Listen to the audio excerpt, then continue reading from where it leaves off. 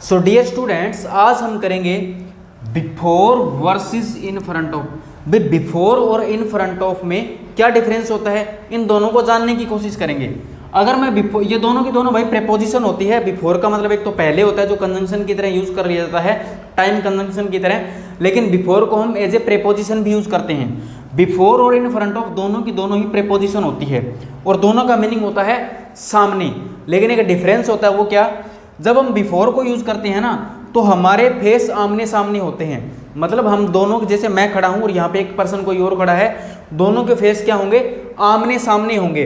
तो इसलिए मैं यूज कर सकता हूँ फेस ऑफ पर्सन का, और साथ में क्या हो, साथ में आई कांटेक्ट हो, यानी दोनों के फेस आमने सामने और लेकिन आई कांटेक्ट भी होना चाहिए। Before versus in front of की बात करूं, अगर बिफोर के मीनिंग की बात करूं तो मैंने एक तो बता दिया आपको, टाइम कंजंक्शन होता है जो टाइम कंजंक्शन की तरह यूज कर लिए। ही कैम बिफोर मी, वो मुझसे पहले आया था, ठीक से, जिस तरीके से तुम यूज कर लेते हो। लेकिन बिफोर को जब हम एज ए प्रेपोजिशन यूज करते हैं तो बिफोर का मीनिंग हो जाता है सामने। लेकिन कैसे, एक पर्सन आपके सामने खड़ा है और उसके साथ आपका आई कांटेक्ट हो, उसके साथ आपका आई कांटेक्ट हो, तब आप बिफोर यूज करते हैं। और इन फ्रंट ऑफ की बात करूं तो इन front of non living things के लिए यूज कर लिया जाता है। नॉन लिविंग थिंग हो, जैसे सामने दीवार है, मेरे सामने कैमरा है, मार्कर है, कुछ भी है। लेकिन यहाँ पे क्या नहीं होता, यहाँ पे मेरे भाई आई कांटेक्ट नहीं होता, आई कांटेक्ट नहीं होता, इन फ्रंट ऑफ में आई कांटेक्ट नहीं होगा। इतनी सी छोटी सी बात याद रखेंगे। अब इनको हम एग्जाम्पल से समझते हैं कि यूज कैसे कर लिया जाता है। जैसे पहला सेंटेंस में बोल रहा हूँ, this is Bablu Singh before you. जैसे आप इंटरव्यू वगैरह देना चाहते हैं, जब आप इंटरव्यू वगैरह देने जाते हैं तो सामने वाला आपसे इंट्रोडक्शन मांगता है कि आपका नाम, sir this is Raman before you, this is Rohit before you.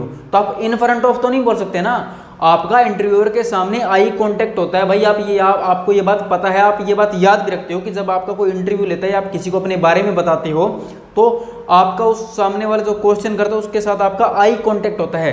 तो आप यहाँ पे इन फ्रंट ऑफ तो यूज नहीं कर सकते। आप बोलते हो this is Bablu Singh before you, जी मैं बबलू सिंह, आप इस तरीके से आप अपना नाम बताते हो वगैरह, समझ गए। दूसरा क्या है, दूसरा सेंटेंस है मेरे बच्चे, he parked his car in front side of my house. भाई एक बात बताओ, फ्रंट साइड ही होती है ना, तो साइड आप फ्रंट के साथ आप साइड यूज नहीं कर सकते क्योंकि ये सुपरफ्लुअस हो जाता है। क्या हो जाता है मेरे बच्चे, सुपरफ्लुअस हो जाता है। तो क्या हो गया, सुपरफ्लुअस हो गया। क्या हो गया, he parked his car in front of my house. भाई उसने मेरे घर के सामने कार पार्क की। तो भाई ये दोनों चीजें नॉन लिविंग थिंग्स है, नॉन लिविंग थिंग्स है, तो आप आई कांटेक्ट कैसे बना लोगे। अगर आप आई कांटेक्ट नहीं बना पाओगे तो इसका मतलब इन फ्रंट ऑफ ये प्रीपोजिशन आएगी, इन फ्रंट ऑफ वाली। नेक्स्ट है sentence, how dare you stand before me. तुम्हारी हिम्मत कैसे हुई मेरे सामने खड़े होने की। तो भाई आई कांटेक्ट तो होगा, तुम्हारे सामने कोई खड़ा होगा। ऐसा तो है नहीं कि तुम्हारे सामने कोई खड़ा और आई कांटेक्ट कहीं और है, ऐसे तो इम्पॉसिबल है।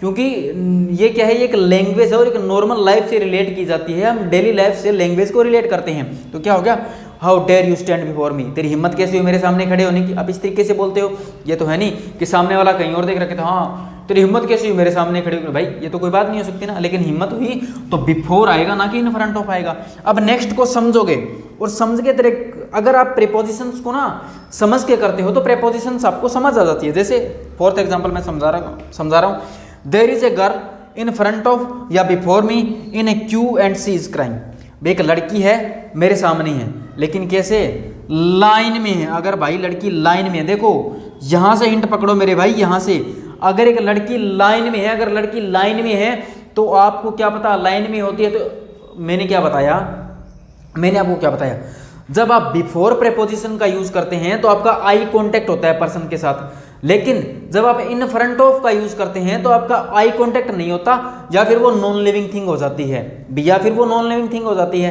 अब एक बात बताओ, जब आप क्यू में खड़े हैं, लाइन में खड़े, तो लाइन में खड़े होने वाला पर्सन आपके सामने तो हो नहीं सकता, आपके आगे हो सकता है या आपके पीछे हो सकता है, उसके साथ आपका आई कांटेक्ट नहीं होगा। इसलिए मैंने क्या लिख दिया, there is a girl in front of, before नहीं आएगा। क्यों, क्योंकि क्यू में है, लाइन में है। अगर वो लाइन में है तो आपको उसके साथ आई कांटेक्ट कैसे हो जाएगा मेरे भाई।